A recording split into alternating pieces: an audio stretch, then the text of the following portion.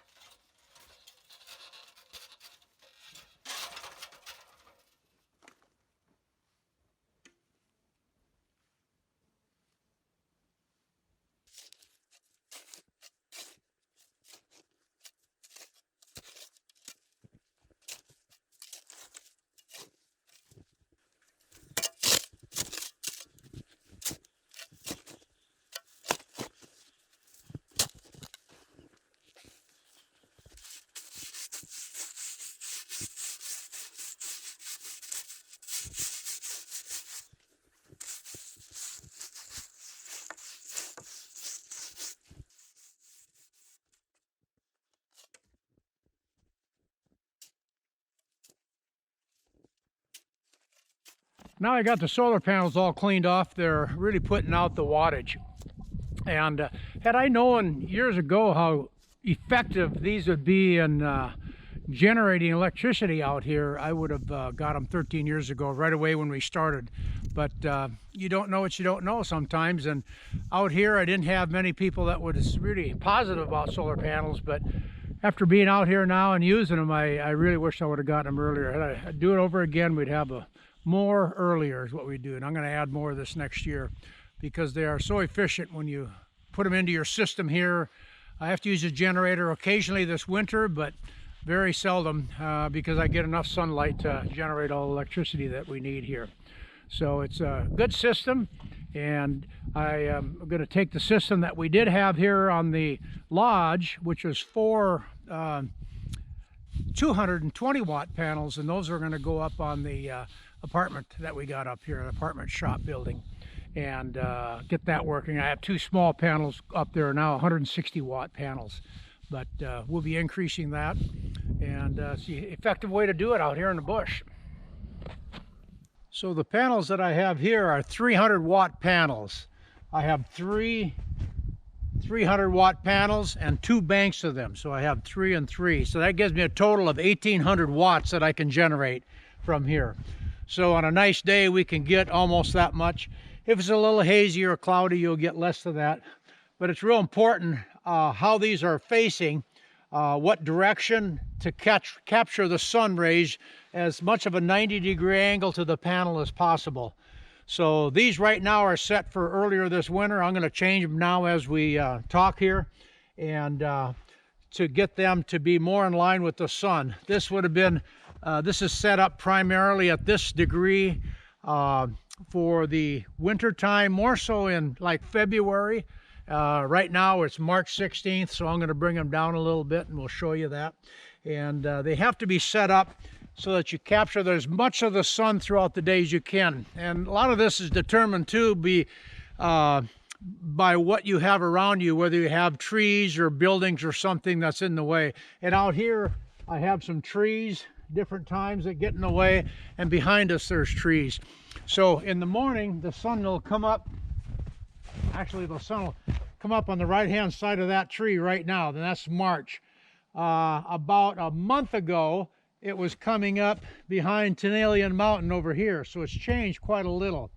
And then late in the afternoon we get trees in the way, so I lose sunshine. The later in the year it gets, I lose some sunshine late in the afternoon, and in the early in the morning I'll lose it too, because the sun gets up pretty high here. So that's kind of how the panels work. and situating them. So I used an average of the panels of the angle to the sun. Because of my limitations of trees on either side, I had to average out where I wanted my peak amount of sunlight to my panels to be set up. And pretty simple, not that complicated. You just go out there and really line them up with the sun. You can use a lot of calculations. A lot of times there's several different calculations on the internet that you can go by. Mine is not real highly scientific, other than what I'm doing is I line mine up so I'm at about 160 degrees. Right where we're looking at right now is about 160 degrees on your compass. So it's between south and southeast. And that's the angle that I have there for my panels throughout the whole year. I just lined them up. When I mounted them here on the roof, those are 2x4 framing that's water sealed to the roof, and the frames are set up to be able to keep them rigid as I need them for adjusting the angles different times of the year. And so it works out real well. So the angle at which I'm using right now is right at about 20 degrees. That shows. And so what I'm going to do is I'm going to set it up now. I'll go down to about that angle right there, close to 30 degrees after I adjust the panels here now.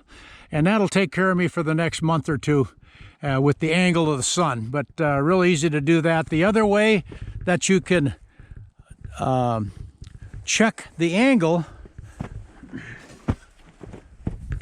so the other way that you can check the angle, not very scientific, but it's pretty accurate, is just use a square and line it up with the sun and see where you line up with the sun.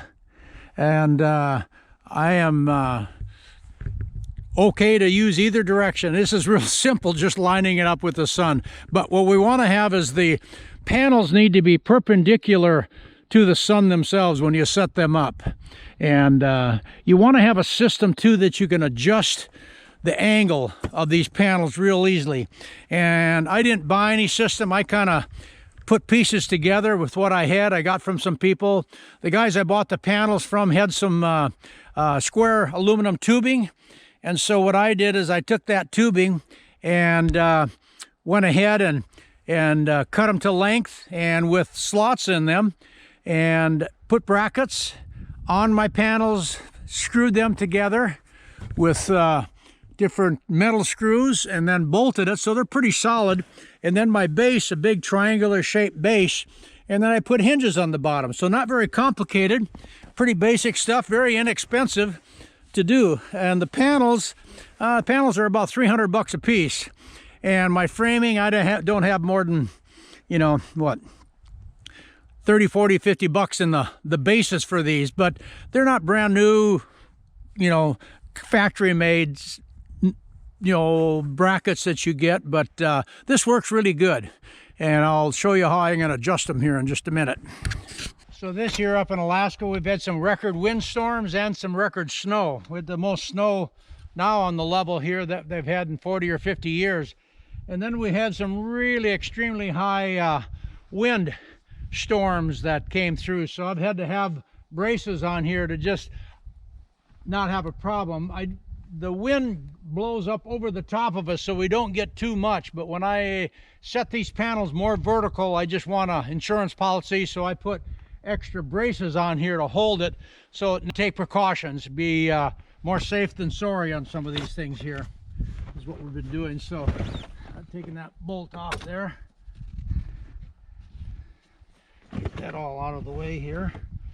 And then I'm going to bring it down, bring it down one notch.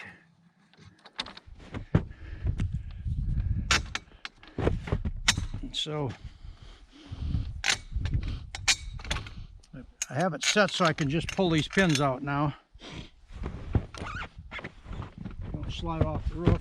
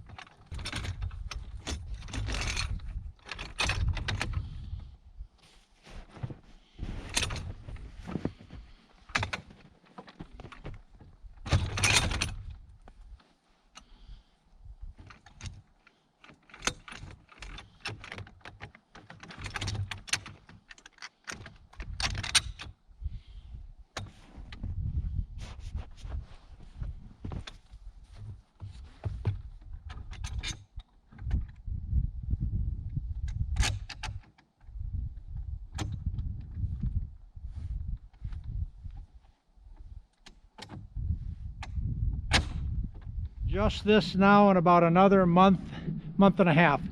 I'll adjust it one more time, and then as we get into the summer I'll do it one more time. So I adjust it 3 times in the winter, 3 times later on in the summer through the year. So 6 different adjustments to make it adapting to the sun the way I wanted it to. Beautiful day today.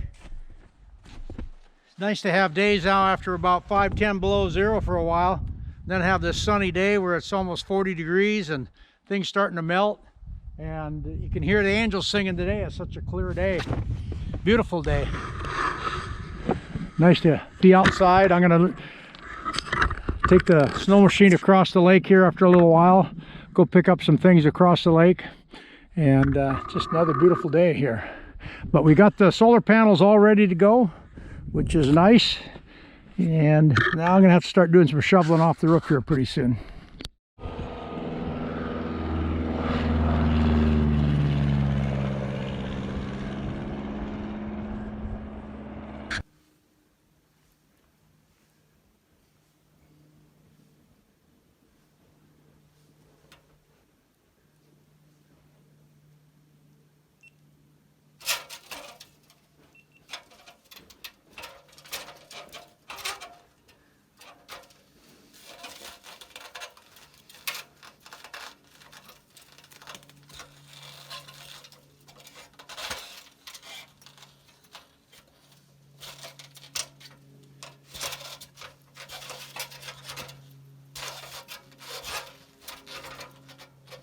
So now it's about 11:15.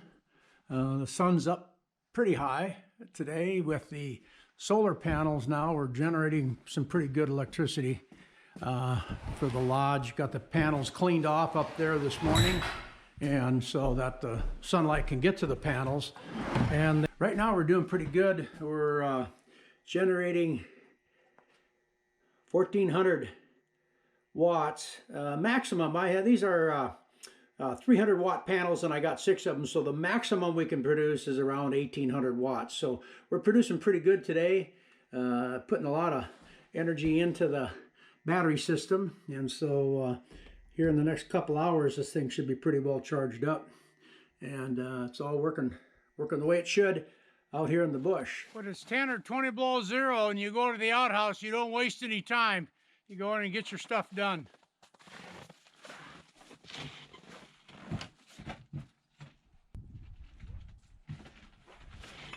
Ooh, cold.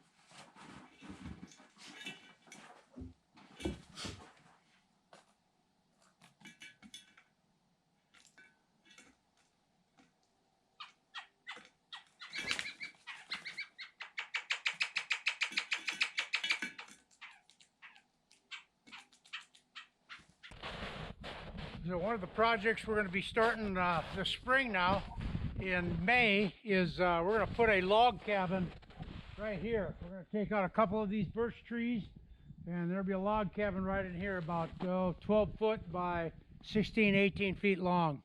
And it'll have birch rafters and supports, but the logs will be half logs that were taken from the log cabin that I dismantled a year ago up the lake and floated down. But they'll be put together here. We're starting May, and you'll see the progress of this. It's going to have a deck out front here, so you can walk right off of here onto it. This is where we're going to store all our fishing gear and life jackets and everything like that, but it'll really be a regular log cabin, and actually have a log cabin with an awesome view. But it'll be a deck on the front. You'll be able to walk right down to our dock here. So that's one of the projects that's in the works, so we're going to start in May. And then we're going to have a 2-story tree house we're going to put in. I'll show you that another day down here, that will start in May also. So we've got a few things coming up down the line here too for construction.